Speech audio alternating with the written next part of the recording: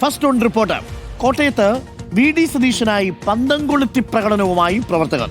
Flex, social media, ഇപ്പൊ പുതിയ പരിപാടി പന്തം കൊളുത്തി പ്രകടനം. ഇന്നലെ രാത്രി കോട്ടയം പമ്പാവാലിയിലാണ് പന്തം കൊളുത്തി പ്രകടനം നടത്തിയത്.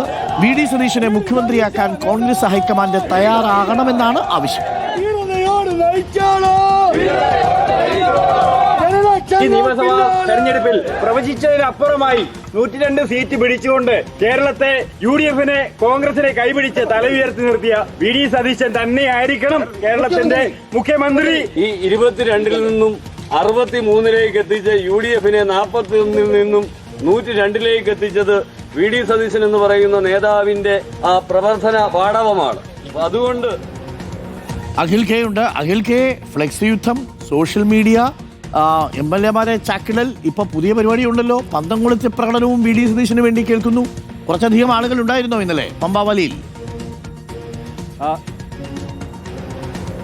തീർച്ചയായും ഡോക്ടർ അരുൺകുമാർ, കുറച്ചധികം ആളുകൾ ഉണ്ടായിരുന്നു എന്നുള്ളത് തന്നെയാണ്. ഈരാറ്റുപേട്ടയിലൊക്കെ VD സതീശൻ മുഖ്യമന്ത്രിയാണെന്ന് എഴുതിക്കൊണ്ടുള്ള ഫ്ലക്സ് ബോർഡുകൾ തന്നെ പ്രത്യക്ഷപ്പെട്ടതാണ്. അതിന് പിന്നാലെയാണ് ഇപ്പോൾ ഹൈക്കമാൻഡ് ഇത്തരത്തിൽ VD സതീശനെ മുഖ്യമന്ത്രിയാക്കണം എന്ന ഫ്ലക്സ് ഒരു പന്തം കൊളുത്തി പ്രകടനം, ഒപ്പം തന്നെ പോസ്റ്ററും ഒക്കെ ഉണ്ട്. അതായത് UDF-ന് VDS എന്നുള്ള ഒരു പേരൊക്കെ എഴുതിക്കൊണ്ട്, അത് VDS എന്നൊരു ചുരുക്കപ്പേരൊക്കെ വന്നിട്ടുണ്ട്.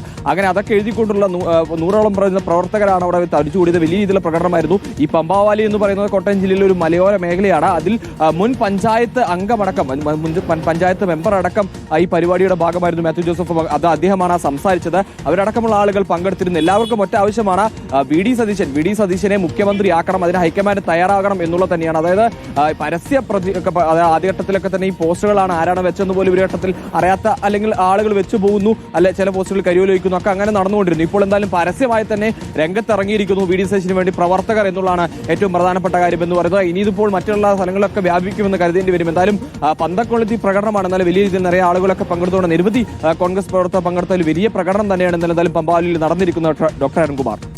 Okay, thank you. പമ്പാവലിയിലാണ് പന്തം കൊളുത്തി പ്രകടനം നടത്തിയത്. അഖിലാണ് വിവരങ്ങൾ നൽകിയത്. Thank you Akhil.